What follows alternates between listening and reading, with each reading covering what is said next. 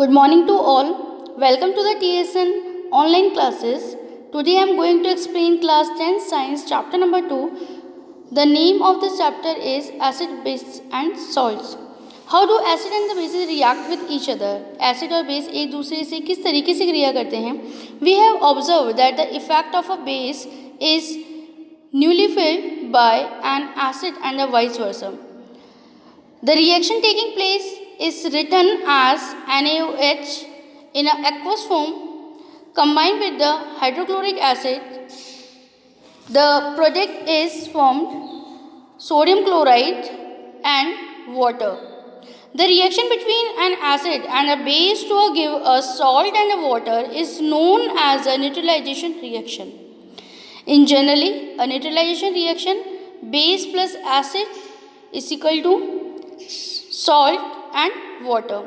जब भी कोई बेस और एसिड आपस में क्रिया करते हैं तो सॉल्ट जो है वो प्रोडक्ट के रूप में हमें मिलता है और सम अमाउंट ऑफ वाटर जो है वो रिएक्शन में से बाहर निकलता है. इस तरह की जो क्रिया है, इस तरह की जो रिएक्शन है, इसे हम न्यूट्रलाइजेशन रिएक्शन कहते हैं.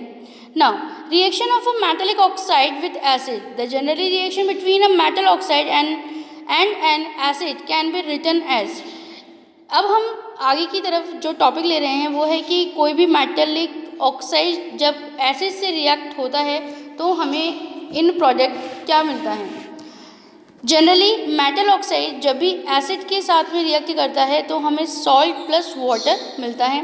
Since metallic oxide react with the acid to give salt and water, similarly to the reaction of a base with an acid, metallic oxide are said to be basic oxide. इस तरीके के जो oxide होते हैं उन्हें हम basic oxide कहते हैं. Reaction of non metallic oxide with base. जब कोई नॉन मेटालिक ऑक्साइड किसी बेस के साथ में रिएक्शन करता है तो हमें इन प्रोडक्ट क्या मिलता है. नॉन मेटालिक ऑक्साइड जब बेस के साथ में रिएक्ट करता है तो अगेन हमें सॉल्ट प्लस वाटर ही मिलता है after the reaction. This is similar to the reaction between a base and an acid. We can conclude that non-metallic oxide are acidic in nature. तो हम ये कह सकते हैं कि जो नॉन मेटालिक ऑक्साइड होते हैं वो नेचर में एसिडिक होते हैं. Now, why should curd and sour substance not be kept in a brass and copper vessels? कोई भी ब्रास और कॉपर का जो भी हमारे पास वेसल्स होता है, जो भी बर्तन होता है, उसके अंदर कभी भी हमें दही और कोई भी खट्टे पदार्थ जो है वो क्यों नहीं रखने चाहिए. Curd and other substance contain acid. Therefore when they are kept in brass and copper vessels, the metal reacts with the acid to liberate hydrogen gas and harmful product, thereby spoiling the food. जब हम curd और कोई भी sorry substance जो है वो हम brass या कॉपर वेसल्स के अंदर रख देंगे तो क्या होगा कि वहाँ पर मेटल जो है वो एसिड के साथ में निकलने वाली हाइड्रोजन गैस जो है उसके साथ रिएक्ट करने लग जाएगा, जिससे कि वो जो फूड होगा, वो जो प्रोडक्ट होगा वो हमारी बॉडी के लिए हार्मफुल हो जाएगा और वो स्पॉइल हो जाएगा, ख़राब हो जाएगा. तो वो हमारी बॉडी के लिए बिल्कुल भी बेनिफिटेबल नहीं होंगे बल्कि बहुत ही ज़्यादा हार्मफुल हो जाते हैं. इसीलिए कभी भी हमें कड़ी या दही है ना, कोई भी जो खट्टे पदार्थ हैं वो किसी भी ब्रास और कॉपर वेसल्स के अंदर नहीं रखने चाहिए. नाउ द नेक्स्ट है which gas is usually liberated when an acid react with a metal. जब कोई भी एसिड मेटल के साथ में रिएक्ट करता है तो कौन सी गैस जनरली निकलती है. तो वी नो वेरी वेल कि हाइड्रोजन गैस जो है वो जनरली लिबरेट होती है. नेक्स्ट है an example how will you test for the presence of this gas. और आप किस तरीके से इस गैस के होने का पता कर सकते हैं. तो ये तो हमें पता है कि हाइड्रोजन गैस ही लिबरेट होती है वहाँ पर. अब आगे की एक्टिविटी के लिए हम क्या करेंगे. Take few piece of zinc granules and at 5 ml of dilute H2SO4, shake it and pass the gas produce into a soap solution. हम एक टेस्ट ट्यूब के अंदर कुछ जिंक ग्रैनुल्स लेंगे और 5 ml उसमें dilute H2SO4 डालेंगे. हम देखते हैं कि इसमें से कोई गैस जो है वो लिबरेट हो रही है, गैस निकल रही है। जब इस गैस को हम किसी सोप सोल्यूशन के पास में ले जाएंगे, the bubbles of the soap solution are form, तो जो सोप सोल्यूशन है वहाँ पर बबल्स बनने लगते हैं। These soap bubbles contain hydrogen gas, ये जो सोप बबल्स हैं इसमें हाइड्रोजन गैस होती है। We can test and the evolve hydrogen gas it's burning with a pop sound with a candle it brought near the soap bubbles.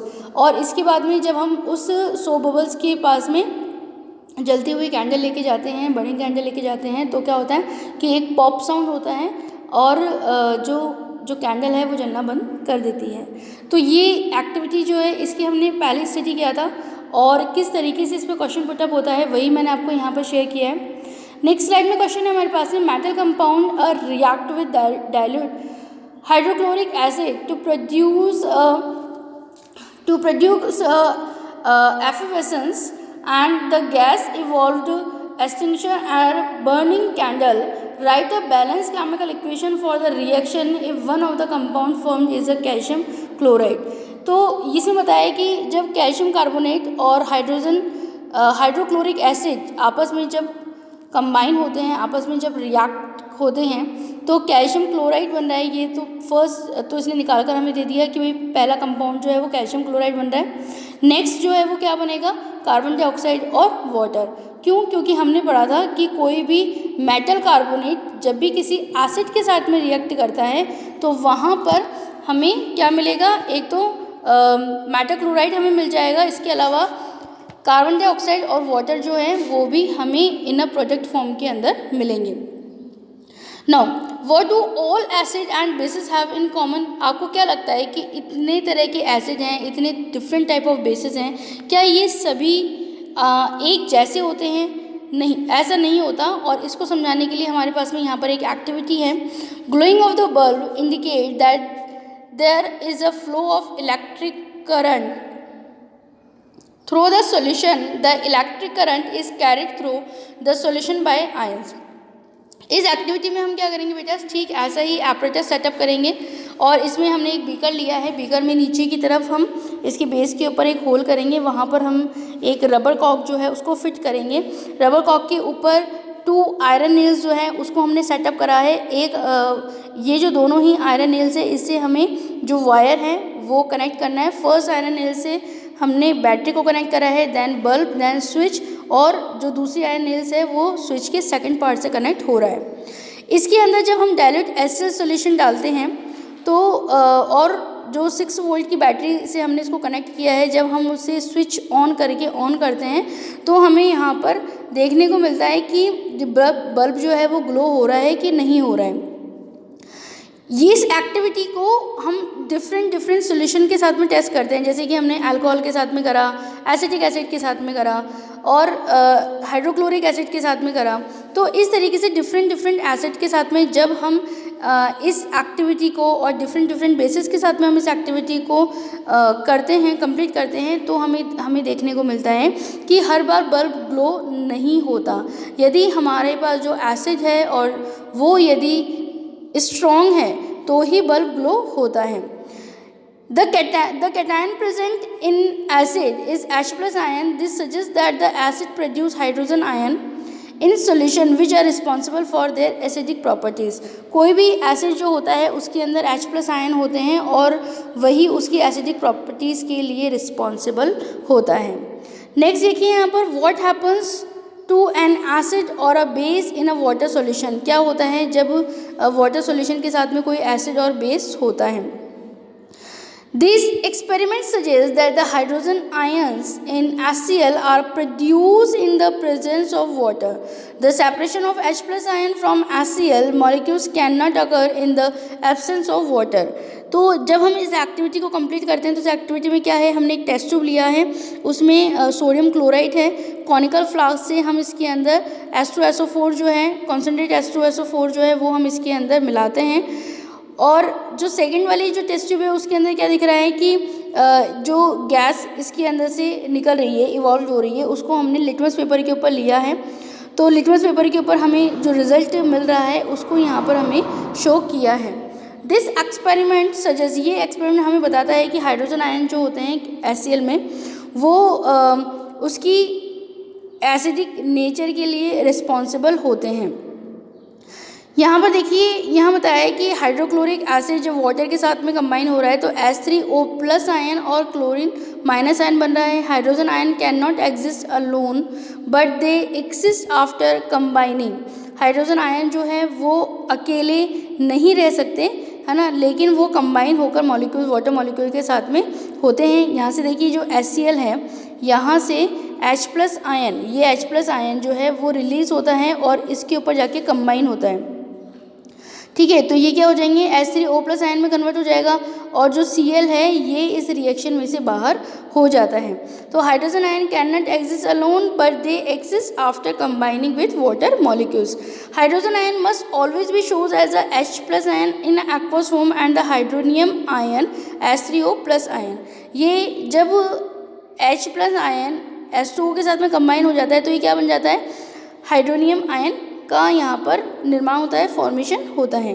Now the next is we have seen that the acids give H3O plus और H plus ion in water. Let us see what happens when a bases is dissolved in water. हम क्या देखते हैं, जब भी कोई base जो है वाटर में डिजॉल्व होता है तो हमें क्या देखने को मिलता है, तो यहाँ पे देखिए सोडियम हाइड्रोक्साइड है, ये वाटर के साथ में कंबाइन हो रहा है तो सोडियम जो है वो अलग हो जाएगा, ठीक है, और OH माइनस जो है ये अलग सेपरेट हो जाता है। KOH के अंदर क्या होगा, K जो है वो अलग सेपरेट हो रहा है, OH माइनस अलग हो जाएगा, यानी पॉजिटिव और नेगेटिव आयन जो है आपस में अलग हो जाते हैं।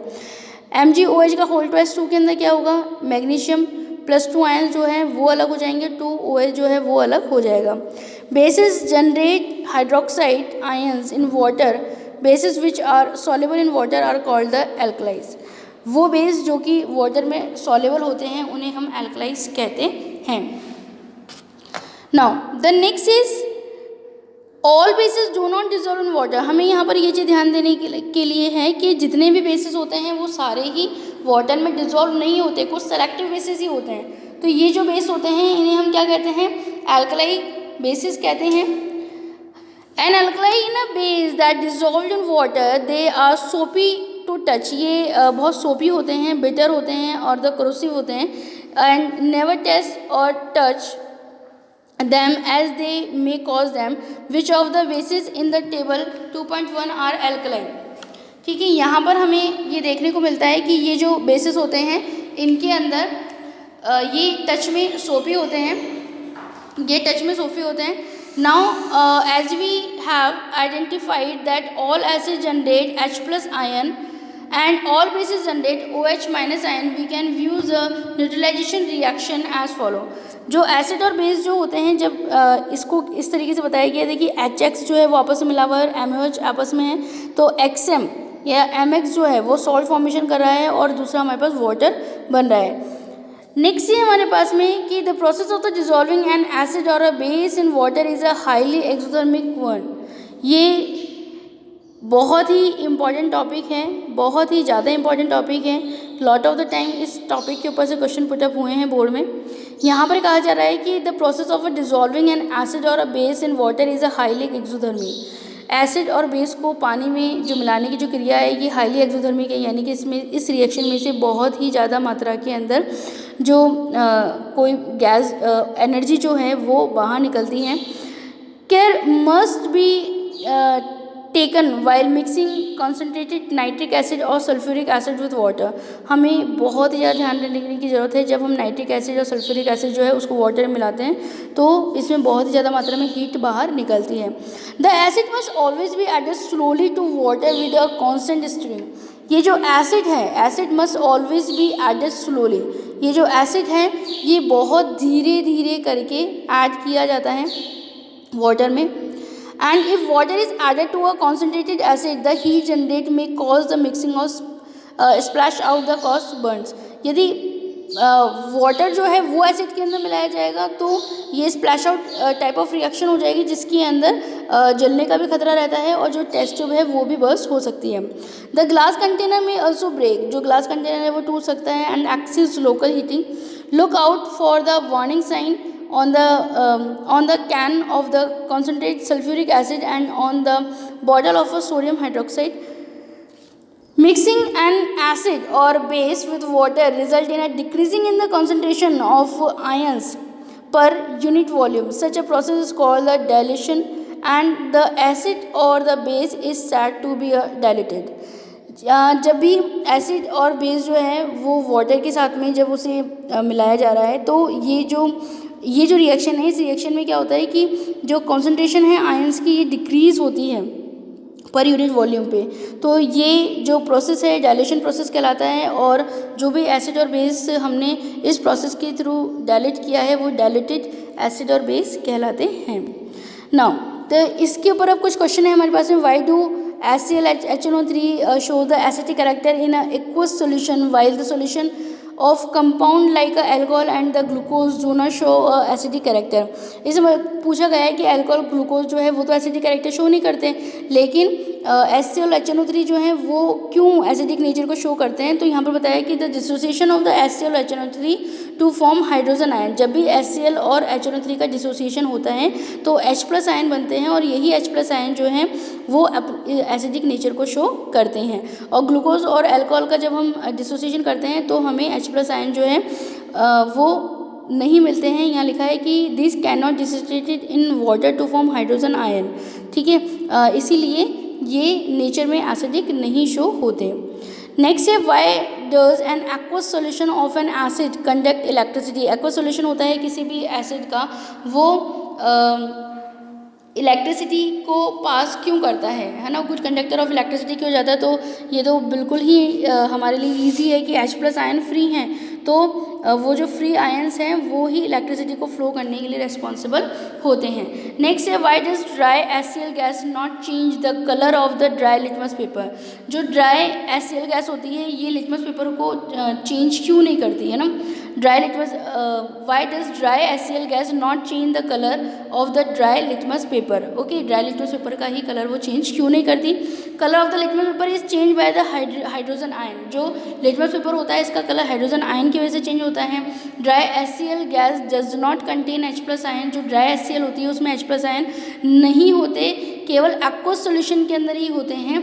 और neither HCl is the aqueous from nor the litmus paper is wet, therefore the colour of the litmus paper does not change. और इसी वजह से जो लिटमस पेपर है उसका कलर चेंज नहीं होता।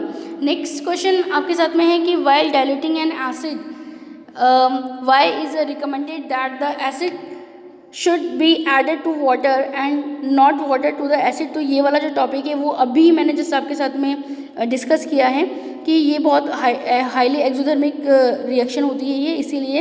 And how is the concentration of the hydronium ion affected when the solution of N acid और डायल्यूशन। हाइड्रोनियम आयन की जो कंसंट्रेशन है वो किस तरीके से एसिड के जो सॉल्यूशन है उसको किस तरीके से अफेक्ट करती है। When an acid is diluted, the concentration of hydronium ion per unit volume decrease। Per unit volume के ऊपर जो हाइड्रोनियम आयन का जो कंसंट्रेशन है वो नीचे की तरफ होता जाता है, डिक्रीज होता जाता है, इसीलिए जो स्ट्रेंथ है वो भी कम होती जाती है। आई होप कि आज के जो टॉपिक हैं वो आपको बहुत अच्छे तरीके से समझ में आए होंगे। आगे के जो टॉपिक हैं वो इस चैप्टर के 3rd पार्ट के अंदर मैं आपको एक्सप्लेन करूँगी। Thank you very much.